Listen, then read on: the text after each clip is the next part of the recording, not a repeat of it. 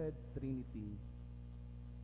Itong araw na to ay tinatawag na Preacher's Nightmare. Kasi mahirap daw pag-usapan ang Holy Trinity, lalong-lalo na sa homilya. Well, tama nga naman dahil isa itong misteryo, pero laging natatandaan yung sabi ng professor ko, sabi niya, even if it is a mystery, you should give your best to explain it to the people. Kahit na isang misteryo, hindi ibig sabihin na mawawalan tayo ng effort para intindihin ang misteryo. Dahil unang-una sa lahat, ang ating pananampalataya sa iisang Diyos ay sentro mismo ng ating pananampalataya. Our faith in one God in three persons is the central faith, is the central mystery, is the central point of our faith. Kaya my dear friends, allow me this morning na i-explain or magbigay ng puntos para mapagnilayan natin ang ating pinagdiriwang sa araw na ito. In the Holy Scriptures, especially in the New Testament, ipinakilala at pinakita mismo sa atin ni Jesus ang pagmamahal at mapagmahal na relasyon ng Ama, ng Anak, at ng Espiritu Santo. Kung ating babalikan, isa sa mga bagay siguro na pwede nating maunawaan sa misteryong ito ay ang matibay at malalim na ugnayan ng tatlong persona na laging nauugat sa pagmamahal. Kaya nga siguro lagi nating sinasabi, God is love. At kung nilikha tayo ng Panginoon at ginawa niyang kawangis, therefore we can say that part of our nature, na part ng ating pagkatao, yung pagmamahal. Yung paglilikha ng komunidad, koneksyon, at hindi ang paghiwalay o kaya pagkakawatak-watak. And this morning, allow me to use one of my favorite theologians when I was still studying, in the person of Richard of St. Victor. Isa siya sa mga theologian na nagpaliwanag kung ano nga ba ang Holy Trinity. At ang pinagustong sinabi niya, love finds its peak when shared not only between the two persons, the Father and the Son, but also with a condilectus, a co-love, a co-being. And that is the Holy Spirit who is only capable of receiving such perfect love. Parang hirap na maintindihin. Sinasabi niya na natatamo ang rurok ng pagmamahal kung ito'y binabahagi hindi lamang sa pagitan ng Diyos Ama at ng Diyos Anak, kundi ang perpektong pagmamahal na ito ay naibabahagi rin sa banal na Espiritu na may kakayahan lamang tumanggap ng perpektong pagmamahal. To put it in a simple language, my dear friends, sinasabi ni Richard St. Victor na, oo, maganda ang self-love, but we should move from self-love to mutual love to shared love. Yun yung sinasabi niya, yun yung rurok na klase ng pagmamahal. Na kung yung pagmamahal na meron tayo sa sarili natin at sa mga piling tao na mahal natin can be shared even to a greater community. And that's the Holy Trinity, a relationship and community of love.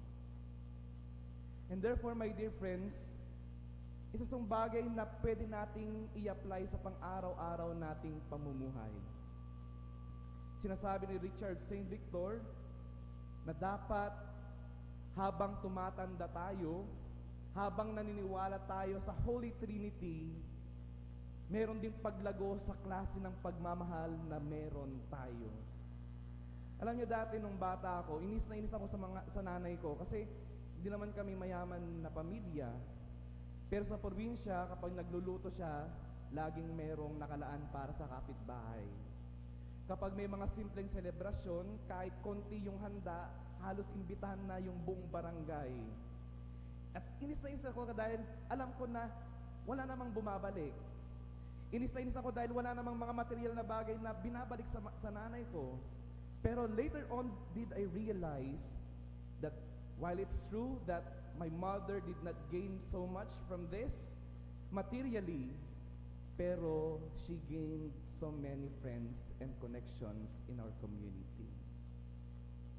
Wala mang material na bagay na bumalik, pero maraming mga relasyon yung nabuo.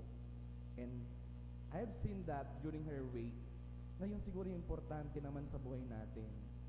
Importante yung mga material na bagay, but later on, tatanungin tayo ng Diyos, ilan nga ba yung kaibigan meron ka? Ilan nga ba yung koneksyon ang nagawa mo? Ilan nga bang relasyon yung napagtibay mo? Ilan nga bang tao yung naging kaibigan mo?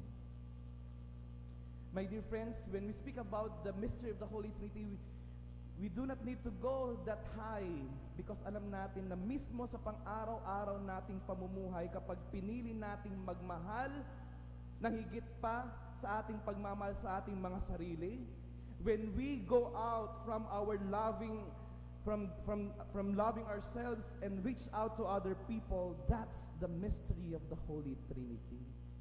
A part of it, it's not whole, but at least alam natin that when we choose to love kahit walang bumabalik, when we choose to love more than ourselves, more than we love ourselves, when we choose to give, when we choose to reach out to the people na kahit hindi naman parte ng circle of friends natin, ng pamilya natin, then sinasabuhay natin yung Holy Trinity.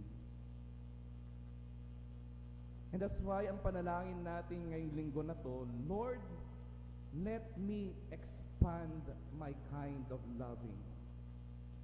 Lord, let me love not only myself, but to go out from myself to reach out to other people. Kaya sinasabi nga ni Richard St. Victor, yung pagmamahal ng Diyos Ama at Diyos Anak, it's not perfect love in itself. Kasi kailangan when you truly love, merong nag-aanap sa puso mo that you are willing to share that love to other people. Wala, naranasan na siguro natin yon. When you feel that you are blessed by God, when you feel that you are loved, when you feel na minamahal ka ng ibang tao, di ba sinishare natin yung kabutihan, there's a part in us, there's a fire in us na nagsasabi that pushes us to reach out also to other people. Kasi nga, sabi ni Richard St. Victor, self-love, okay. Mutual love, ako, tsaka asawa, ako, anak, ako at mga piling tao, it's better. But when I love these people and the greater community, that's the best kind of loving.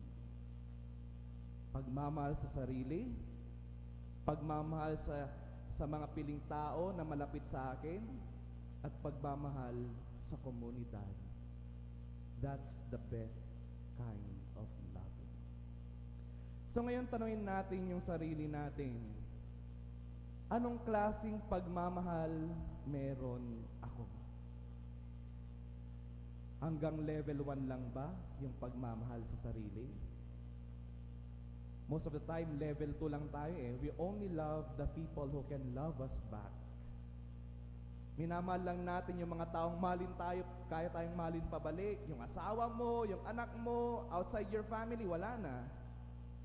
O kaya ako yung klase ng tao na kayang magmahal at magbigay kahit walang bumabalik, most especially to the greater community where I am right now.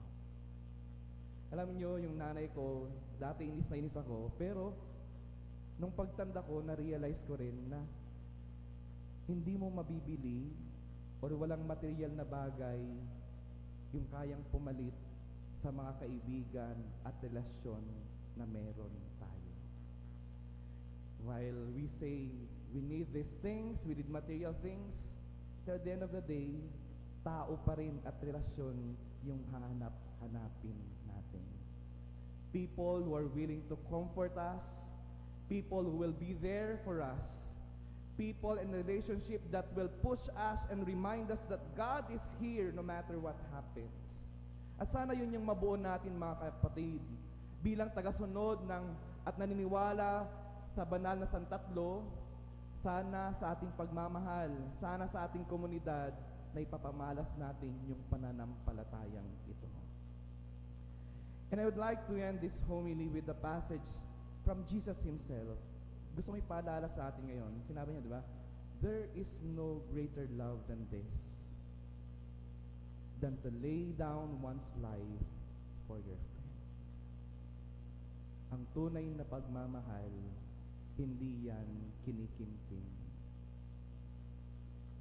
It always pushes you to reach out to other people. So panalangin natin, Lord, let me have the kind of loving that you have. Let me have that kind of love in this Holy Trinity. Pagmamahal na nagbibigay ng buong buo, pagmamahal na nagnanais ibahagi ito kahit sa ibang tao more than sa sarili ko.